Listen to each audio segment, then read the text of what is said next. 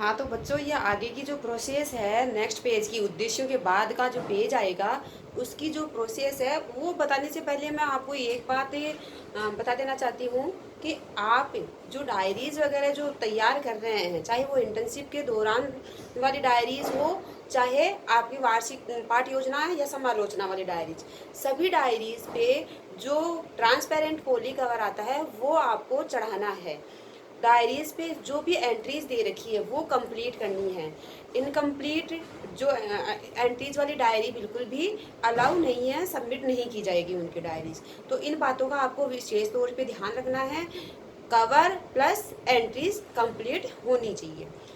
अब इसके बाद की जो प्रोसेस है, मतलब उद्देश्यों के बाद की जो प्रोसेस है, उसके बाद जो नेक्स्ट पेज आएगा, उद्देश्य जहाँ खत्म होंगे वो चाहे 1.5 पेज में आए चाहे 1 पेज में आए, उस पेज को छोड़ के नेक्स्ट पेज से जो है ये प्रोसेस स्टार्ट होगी और ये 1 पेज की प्रोसेस है पूरी। ठीक है, तो इसमें क्या करना है आपको, यहाँ पे जो है सबसे ऊपर लिखनी है आपको शिक्षण विधि। अब शिक्षण विधि आप कौन सी प्रयोग में ले रहे हैं? आप नॉर्मली अपन जो एसएस के सब्जेक्ट पढ़ाते हैं, एसएससी मतलब साइंस, सोशल स्टडी और कॉमर्स, इन सभी का जो फॉर्मेट है यही रहेगा जो मैंने पहले बता दिया वो और ये। ठीक है, सारा सबका कॉमन फॉर्मेट है। ओनली जो लैंग्वेज के सब्जेक्ट हैं उनका फॉर्मेट अलग से आता है, तो उनका फॉर्मेट आपको बाद में बता दिया जाएगा। अब ये शिक्षण विधि है, इसमें अपन जो है नॉर्मली व्याख्यान विधि यूज में करते हैं। कोई खेल विधि से पढ़ा रहा है तो वो खेल विधि लिखेगा, और व्याख्यान विधि से पढ़ा रहा है तो वो व्याख्यान विधि लिखेगा। विधियां अलग अलग प्रकार की होती है, वो आप पे डिपेंड करता है कि आप कौन सी विधि से पढ़ा रहे हैं। ठीक है, फिर इसके बाद शिक्षण प्रविधि। शिक्षण प्रविधि में आप क्या यूज में लेते हैं, कौन सी प्रविधि यूज में लेते हैं? आप अगर चार्ट, मॉडल, चित्र, कोलाज वगैरह बच्चों को दिखा के अपना जो है प्रेजेंट कर रहे हो, अपना व्याख्यान दे रहे हो, तो उसके लिए आप प्रदर्शन प्रविधि का प्रयोग करेंगे। अगर आप कोई प्रैक्टिकल जो है, कोई साइंस का सब्जेक्ट है और आप प्रैक्टिकल करके दिखा रहे हैं, तो उसमें प्रयोगात्मक जो विधि भी प्रयोगात्मक आ जाएगी और प्रविधि भी प्रयोगात्मक प्रविधि आ जाएगी। ठीक है, इसके बाद जो है सहायक सामग्री। सहायक सामग्री के बारे में मैंने आपको अच्छे से समझा दिया है कि सहायक सामग्री क्या होती है, हम उसमें क्या क्या प्रयोग में ले सकते हैं। जैसे वो आपके कंटेंट के अकॉर्डिंग और आपके टीचिंग पॉइंट के अकॉर्डिंग आपको यूज में लेना है। जैसे चार्ट हुआ, मॉडल हुआ, चित्र हुआ, रेखा चित्र हुआ, मानचित्र हुए, कोलाज हुए, ये आपका जो भी मैटर है उसके अकॉर्डिंग, आपके टीचिंग पॉइंट के अकॉर्डिंग आपको प्रयोग में लेने हैं। तो जिसका आपने मॉडल बनाया, जैसे मैंने न्यायालय का मॉडल बनाया तो मैं यहाँ पे लिखूंगी न्यायालय का मॉडल प्लस जो भी है मैंने चार्ट बनाया था, तो न्यायालय के जो प्रकार हैं उनका चार्ट, या न्यायालय की कार्यविधि को जो है न्यायालय की जो प्रक्रिया है उसको चार्ट के माध्यम से दर्शाएंगे तो उसका चार्ट। तो ऐसे आपको जिस चीज़ का चार्ट ले रहे हो यूज में, या जिस का आप मॉडल ले रहे हो उसका नाम भी साथ में लिखना है, ऐसे नहीं चार्ट मॉडल लिख दिया। ठीक है, ये यहाँ तक की प्रोसेस हो गई। अब इसके बाद सहायक सामग्री के बाद आ जाता है पूर्व ज्ञान।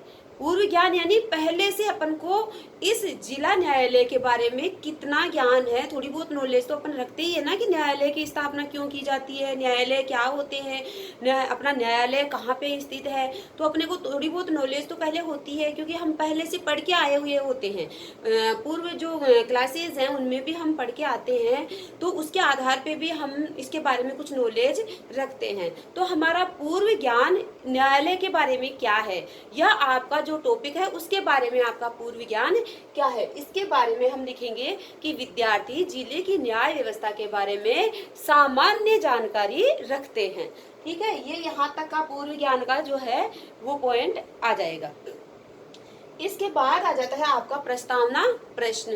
अब प्रस्तावना जो प्रश्न होते हैं ये भी पूर्व नॉलेज की पे ही बेस होते हैं, पूर्व ज्ञान के आधार पे इनको अपन को बनाना होता है। इसमें ये कॉलम बनेंगे, एक क्रम संख्या का, छात्राध्यापिका क्रिया और विद्यार्थी क्रिया, ये जो कॉलम है ये इसमें बनेंगे। विद्यार्थी क्रिया का कॉलम थोड़ा छोटा बनाना है और जो है छात्रादिव्य क्रिया इसका थोड़ा बड़ा बनाने का, क्योंकि क्वेश्चन लिखे जाएंगे तो थोड़े बड़ा कॉलम सही रहेगा। तो जैसे अब ये जो है प्रस्तावना प्रश्न, ये क्या है कि जिगजैग होते हैं, जहाँ से आंसर इस जैसे क्वेश्चन का जो आंसर आता है वहीं से अपन को सेकंड क्वेश्चन स्टार्ट करना पड़ता है। तो जैसे मैंने जो क्वेश्चन है वो बनाया, आपके साथ आपके घर में कौन कौन रहते हैं, तो आंसर क्या आएगा, माता पिता, दादा दादी और उनके बच्चे।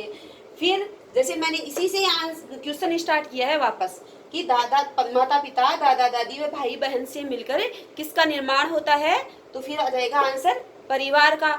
ठीक है, ध्यान देना है।